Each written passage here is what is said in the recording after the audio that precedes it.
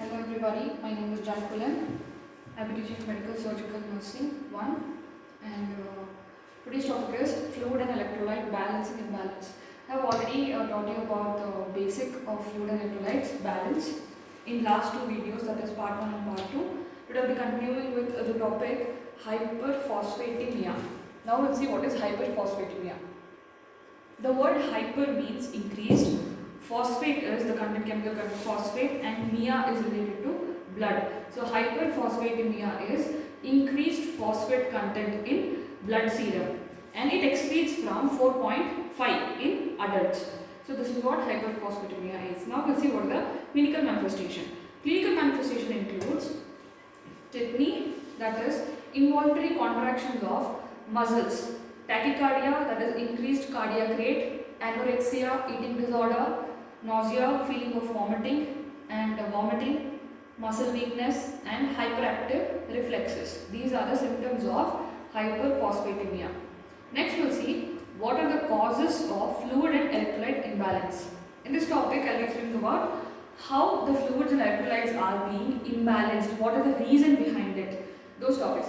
First one is fluid retention. Fluid retention means when there is usually our body metabolizes. When it metabolizes, it filters fluids and excretes. When it does not excrete or due to any other condition, fluid will retain or fluid will stay back in the body. So that condition is called fluid retention. Next one is loss of sodium. That is salt content. Sodium will be lost. Due to that also electrolytes will be imbalanced. And then due to trauma, when somebody has some accidents or trauma or any injury to the body, there will be loss of blood fluids from the body. When there is a loss, so obviously there will be imbalance in the body. Next one is fluid overload. When you intake more fluid or when there is administration of fluids more than the body required, then it will become an overload to our body. So fluid overload is also one of the cause. And then next one is high or low electrolyte intake. Intake is you are drinking or you are intaking more electrolytes, that also imbalances, or if you are not taking proper electrolytes to your body, then that also leads to low electrolyte intake, which causes imbalances. Next one is medications. There are medications, as you know, medications has particular actions, side effects, adverse effects.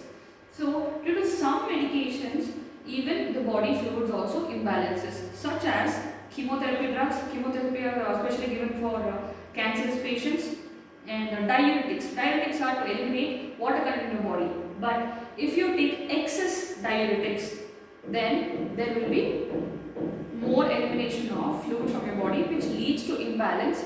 Antibiotics. One of the side effects of antibiotic is fluid electrolyte imbalance. So side effects of antibiotics leads to this content, and then this could lead to all these kind of drugs will lead to electrolyte imbalances when they are taken against the physician order. These drugs especially should be taken with the physician's order. That means the doctor has prescribed, only then you are supposed to take. If at all without doctor's prescription, by your own, that is over the counter drug, if you are taking, then these are all the cases what it happens. Next we will see what is homeostasis. The word homeostasis means, usually it means balance. The word homeostasis means balance between internal and external stimuli. Now we'll see what is the purpose of homeostasis. The purpose is to maintain normal balance within the body regarding body temperature, body salt concentration, water concentration and food intake. Whatever is going inside the body, and there should be a balance between that. That is what homeostasis means. In electrolytes, in fluid and electrolytes, what it says is when human body functions normally with a narrow range of variation for each other, these factors are occurring. Those factors are imbalances. Okay. What is homeostasis? It means there should be a balance between the internal and external stimuli. Now we'll see what is negative and positive feedback. In homeostasis, there is positive feedback and negative feedback to the body. Now we'll see what are they. First I'll say what is feedback. Feedback is relying or relaying of information about given condition to the appropriate organ or a system. Feedback is, every organ in our body has been given certain functions. If the functions are being relaying about the information given to it, so that the response is called feedback of that. Now we'll see what is negative and positive. As it is given in this example, you can see blood pressure controls and maintenance of normal body temperature. Usually what does blood pressure do? It usually maintain the body temperature. Examples. Now here this kind of action is called negative feedback. While blood clotting, that is blood clotting means when there is a blood flow due to a cut or any injury or during labor also, and some conditions when there is a when there is a bleeding, what happens? Our body clots. That means the body will react to it and starts clotting to stop the bleeding. So this action after an injury to a woman in labor is an example of positive feedback. See what it is doing? Our body is helping to stop the blood. This is positive feedback. Okay, so this type of balance is called homeostasis, positive and negative feedback. Next we'll see what is acid-base balance. First I taught you about in the previous videos what are the fluids and electrolytes. Now we'll see what are the acids and bases in our body. Okay. First one is what acid-base balance is another important aspect of homeostasis. To maintain our body in a normal function, to make it balanced way, what it should be there should be homeostasis in between acid and base. We'll see what are those. Acid is one type of compound that contains the hydrogen ion. Hydrogen ion is H, the single bond of H, that is hydrogen ion is called acid compound. And base is an alkali, is the compound that contains the hydroxyl ion. Hydroxyl ion means where there is a oxygen is bonded to an hydrogen. A single oxygen is bonded with an hydrogen ion, we call it as base. So acid is only a single hydrogen ion and base is oxygen bonded with hydrogen, that is hydroxyl ion. Next one is salt. A salt is a combination of acid and base, and it is created when the positive ions of a base is replaced by the positive hydrogen ion of the base of an acid. What it says is salt. In our body there are many salt compounds. Okay. In this salt, what happens is it contains both acid and base. That means salt is both acidic and basic in nature. But what happens is base is an acid where it is created when positive ions are replaced. How it is replaced? By hydrogen ion, positive hydrogen ions. Next we'll see what are the important salts. See, I already told you in electrolytes there are many electrically charged ions, anion and cations, and these ions especially are present in our body, and most of them are salts. The important salts which present in human body are, first we can see sodium chloride, potassium chloride, calcium chloride, calcium carbonate, calcium phosphate and sodium phosphate. These are the important salts present in our body. I will repeat it again. Sodium chloride, potassium chloride, calcium chloride, calcium carbonate, calcium phosphate and sodium phosphate. These are the salts present in our body. Next we'll see what is potential of hydrogen. See, in your previous years and all, before coming to nursing, you might have heard the word power of hydrogen or P power to the H. That means, actually the meaning of that is it is potential of hydrogen or capacity of hydrogen. In acid base we already saw that acid, the word acid, that means an acid is one type of compound that contains hydrogen ion. So now we are going to see what is the power of hydrogen, that means power of acidic content in that particular combination. Power of hydrogen is also called as potential of hydrogen. That is pH. The symbol pH refers to the potential or power of hydrogen ion concentration with the solution. In a solution, how much the acid content is present, that is what this potential of hydrogen represents. Now we'll see what are the three major effects. See, one can be low pH, that is less hydrogen, that is less potential or as you can say less power of hydrogen in a particular solution. pH is increased potential of hydrogen in one particular solution. The last one is neutral pH. Neutral pH is it is not more acidic or neither it is very basic. So it is when it is neutralized or when it is balanced, we call it as neutral potential of hydrogen. So first one what it says is power of potential of hydrogen is the number below or less than 7 leads to low pH. Usually if there is neutral means balance. When there is a balance in hydrogen, that means the power of hydrogen is 7. The power of hydrogen is 7. If it is less than 7, that means low pH. If it is higher than 7, then it is high pH. So this is what potential of hydrogen means. Next we will see the assessment and diagnostic evaluations of electrolytes imbalances. See, when there is electrolyte imbalance in our body, how are we going to find out? Like why it is happening, how it is happening? Through diagnosis we are going to find out. The following diagnoses are: first one, BUN. But that is BUN, actually it is not just a BUN letter. It has a full form. BUN means blood urea nitrogen. In blood, what is the urea and nitrogen content? We are going to find out. That is BUN. And this is what we are going to find out in BUN is whether there is fluid FVE. You can see in the screen, that is FVE, that is fluid volume excess. In blood urea nitrogen test, we are going to see whether the fluid volume is more or fluid volume is less due to plasma dilution. FVE is fluid volume excess, FVD is fluid volume deficiency or deficit. This is what we are going to find out in BUN test. Next one is hematocrit. Hematocrit level is ratio of RBC. RBC is red blood cells. We are going to find out what is the ratio or what is the amount of RBCs present in a normal compared to the decreased plasma volume. This is what we are going to find out in especially FVD, that is fluid volume deficit. We are going to find out what is the ratio of RBC in that. The test is called hematocrit test. Next we are going to do physical examinations. Physical examinations we will do to see whether how the imbalances is that means what fluid electrolyte imbalance when it happens, what are the bodily changes occurring due to that. That one we are going to find out in physical examination. Physical examination is head to toe examination.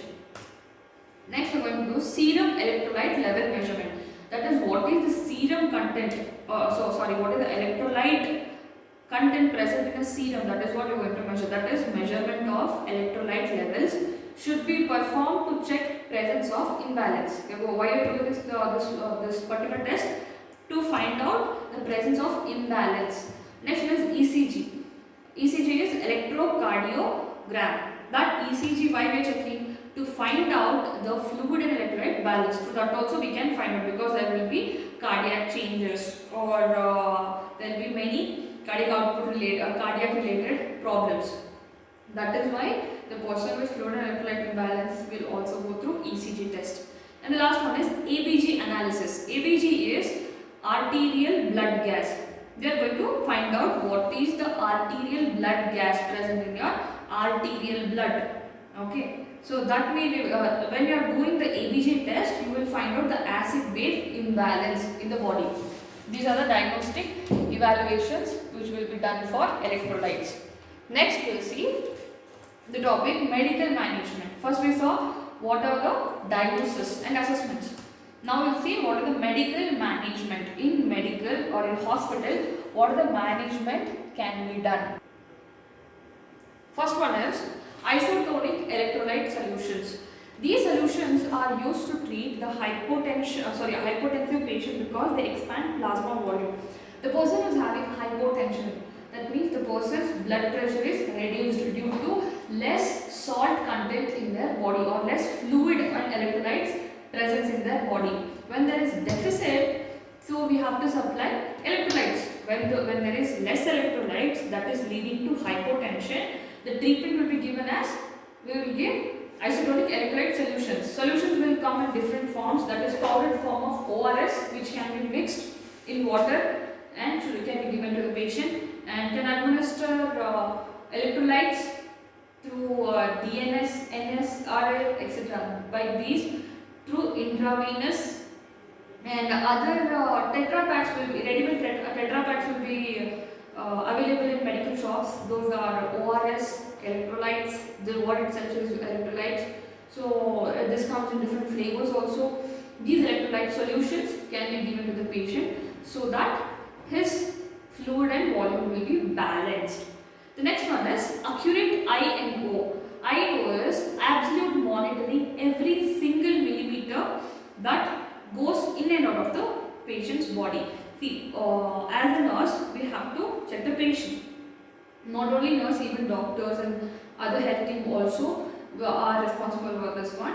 I&O is whatever the patient, especially the fluid and electrolyte imbalance happen, those patients should be, to those people or to those patients, it is strictly maintenance of every single amount of water or drop of water which is going inside the body should be calculated and should be noted, and whatever is coming out of the body, especially the fluids, should be maintained. Fluids as well as whatever the food they are taking, it should be monitored properly. And the next one is dialysis. Dialysis especially in two types, that is hemodialysis. Hemodialysis means purification of blood, and then peritoneal dialysis is purification of abdominal or peritoneal cavity.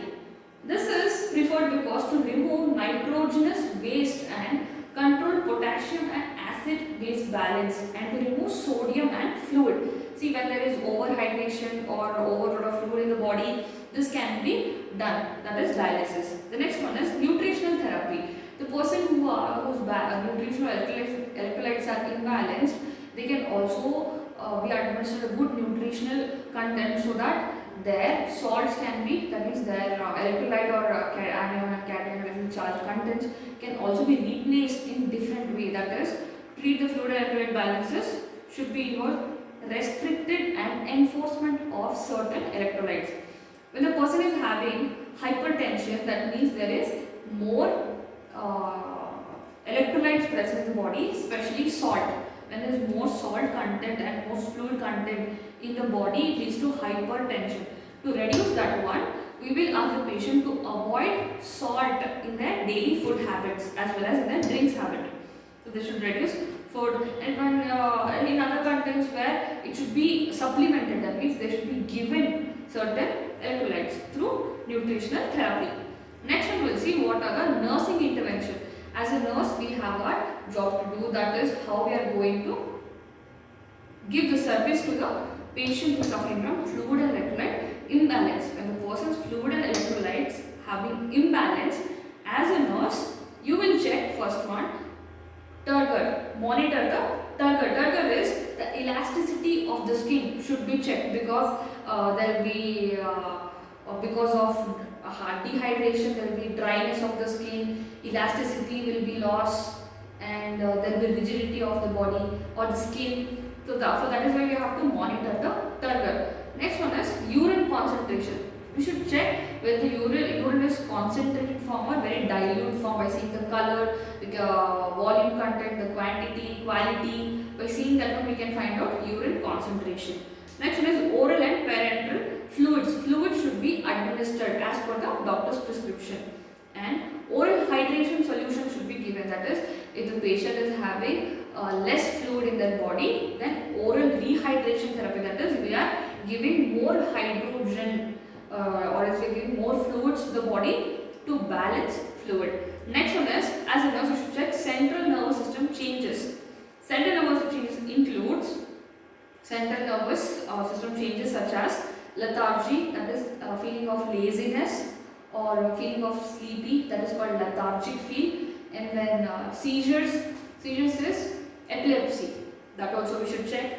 Confusion, the person will be confused state, that also we should check. And muscle twitching, we can easily observe or see the muscle twitching, and we can find out what are the central nervous system changes happening due to fluid and electrolyte imbalance. Last one is diet. The nurse must encourage intake of electrolytes that are deficient or restrict intake of the electrolytes level are excessive. See, the idea of what you want to say is, if there is more or increased fluid in the body, you should restrict some amount and electrolytes to the body. If it is more, it should be restricted. If it is less already, then you should encourage the patient to increase drinking of electrolytes and more citrus fruits which contain more anion and cations, and we should encourage good nutritional therapy. These are the nursing management. So this finishes the topic fluid and electrolytes, balance and imbalance. This comes under Medical Surgical Nursing 1 for GNM students. And this is your 5th chapter from your syllabus. Thank you for listening.